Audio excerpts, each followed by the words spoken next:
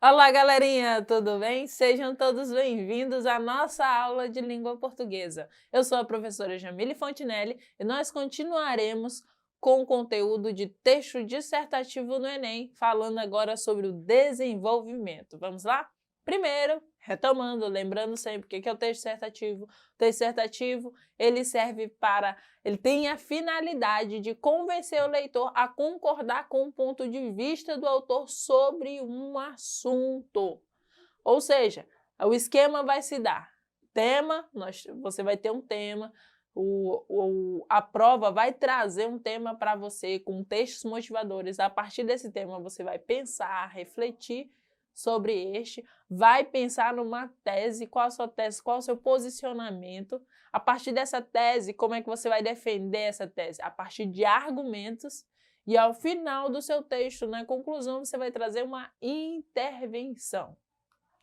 Vamos lá para o desenvolvimento. O que você vai fazer no desenvolvimento? É a parte mais extensa e importante do texto. É nela que você desenvolve a defesa das ideias e constrói a argumentação. Nessa parte da redação, você demonstra dominar o tema proposto e saber defender um ponto de vista, elaborando o texto coeso.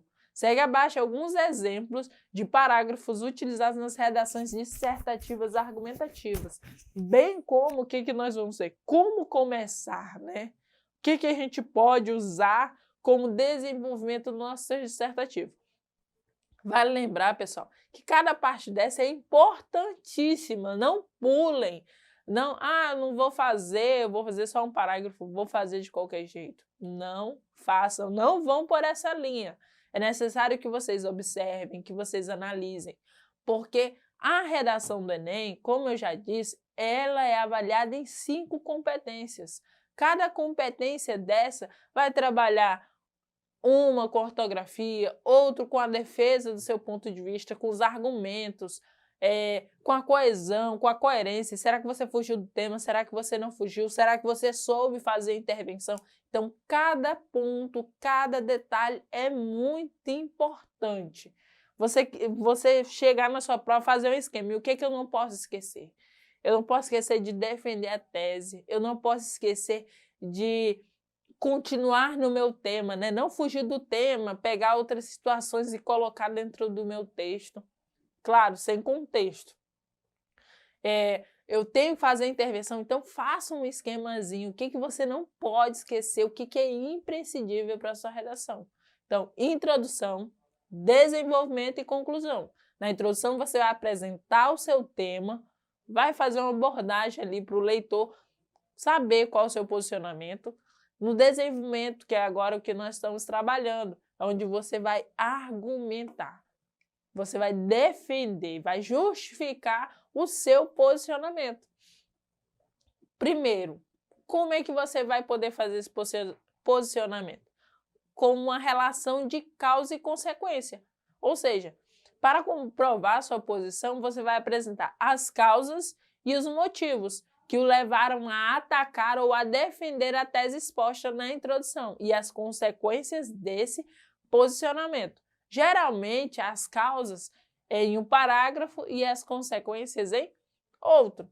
E isso é um tipo de desenvolvimento. Lembrando sempre o quê? Que você, no decorrer da sua redação, você está construindo um caminho. Você apresentou, deu o primeiro passo, desenvolvimento vai construir um caminho para os seus argumentos e o seu final é a sua conclusão.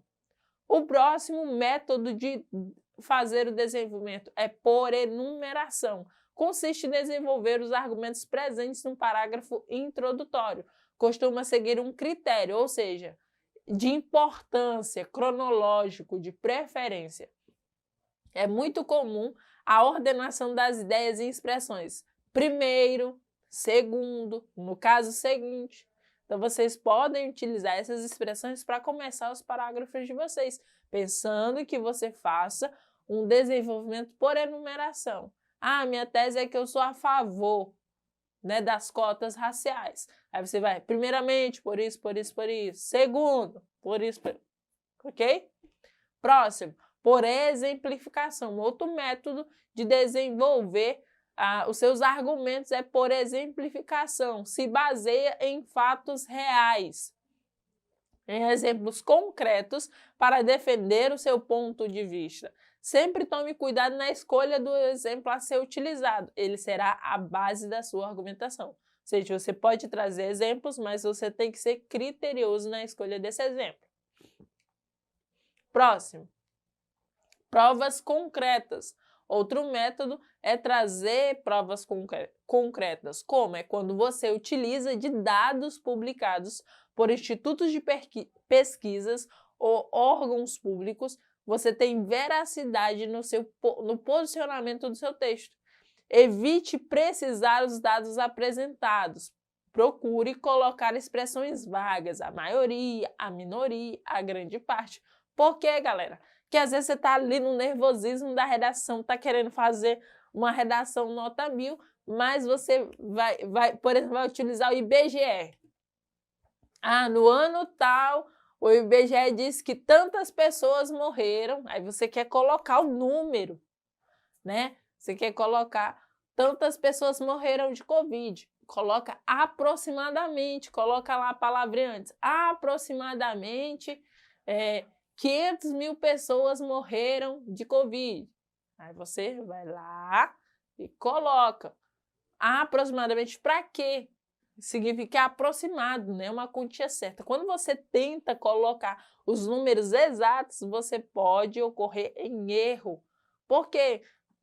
Um númerozinho vai fazer a diferença. Então, quando você utiliza essas expressões, a maioria, minoria, grande parte, aproximadamente, você consegue utilizar o seu dado, né, do instituto de pesquisa, do órgão público, você consegue trazer a veracidade sem erro.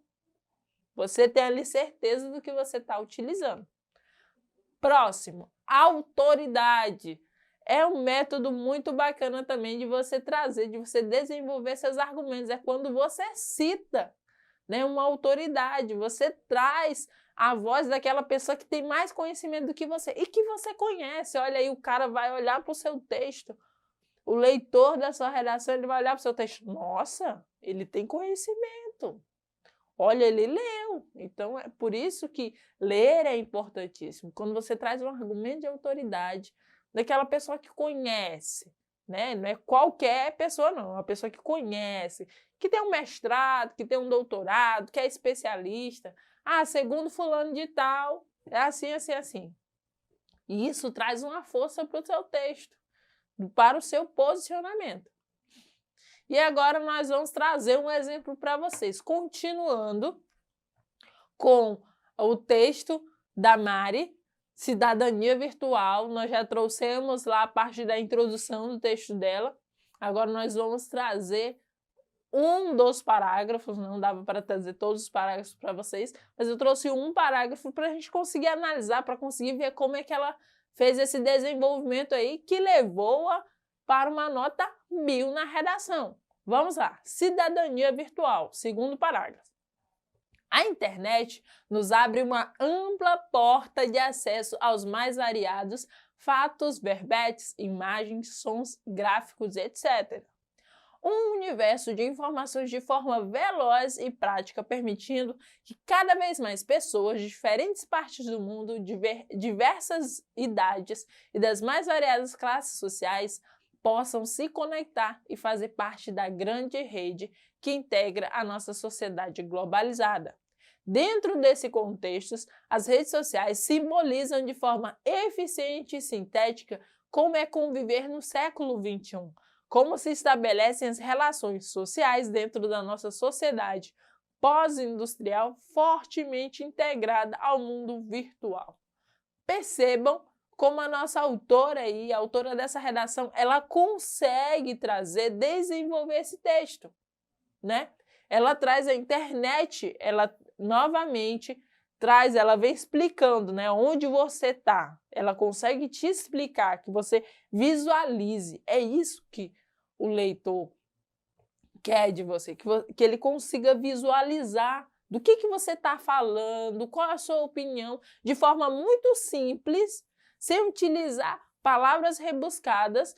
A autora desse texto, ela consegue explanar isso. Ele diz, ó, nós temos uma porta de acesso ampla, vários fatos, verbetes, imagens. Isso não é verdade, galera? Olha, que simplicidade. Ela colocou aqui as cartas na mesa para você. E aí depois ela continua. Isso nos permite, né, cada vez mais conhecer, entrar em contato com diversas partes do mundo, diversas idades, as mais variadas classes sociais. E faz parte da grande rede virtual que integra a nossa sociedade globalizada. Ou seja, é isso, faz parte, é uma coisa que aconteceu com o tempo. E dentro desse contexto, olha esse conectivo aí, ó. Ela pegou tudo que ela já disse, ó, dentro desse contexto. Pensando nisso, né, nós temos as redes sociais simbolizam de forma eficiente e sintética como é convém no século XXI. Então, é um momento de expansão, é um momento que você está cheio de informações. Então, ela traz essa explanação para vocês, como estabelecendo as relações sociais dentro da nossa sociedade pós-industrial. Olha o conhecimento dela um pouquinho lá em história, né? Ela já traz aí a expressão pós-industrial para trazer um conhecimento mais, né, mais forte, mais adequado, fortemente integrado ao mundo virtual. Então é isso, pessoal. Na introdução você vai explanar, no desenvolvimento você vai especificar, você vai trazer seus argumentos, você vai colocar o leitor a par do seu posicionamento, ok? Vamos lá para o nosso exercitando. Quando falamos dos parágrafos de desenvolvimento de um texto dissertativo argumentativo, qual a alternativa corresponde melhor para descrevê-los? A. São os parágrafos em que o autor exprime seus sentimentos. B. São os parágrafos em que o autor descreve seus argumentos persuasivos. E C. São partes em que o autor aponta a proposta de intervenção. Nós estamos querendo saber qual parágrafo nós podemos falar do desenvolvimento. Então, a resposta correta é a letra B. São os parágrafos em que o autor descreve os argumentos persuasivos, utilizando recursos como citação, comprovação, raciocínio lógico. Próximo texto. Mackenzie. Acho que não pode haver discriminação racial e religiosa de espécie alguma. O direito de um termina quando começa o outro. Em todas as raças, todas as categorias, existe sempre gente boa e gente má. No caso particular dessa música, não posso julgar porque nem conheço Tiririca. Como posso saber se o que passou na cabeça dele era mesmo ofender os negros? Eu, Carmen Mayrick Veiga, não tenho ideia, mas o que posso dizer é que se os negros acharam que a música é uma ofensa, eles devem estar com toda a razão. Revista Veja. E aí ele quer saber que parte é essa, como essa argumentação é desenvolvida. A argumentação é desenvolvida por meio de clichês? A argumentação revela um senso crítico e reflexivo? Ou a argumentação é parte de visões inusitadas? A argumentação é desenvolvida por meio de clichês, subentende um distanciamento entre o eu enunciador e ele os negros. Ou seja, pessoal, se nós voltarmos ao texto, nós não conseguimos identificar quando ele concentra esse argumento, qual o posicionamento dele, é muito vago, é muito clichê, ok? Então é isso. Para você ver esse vídeo e os demais, acessem eduque.acre. Tchau!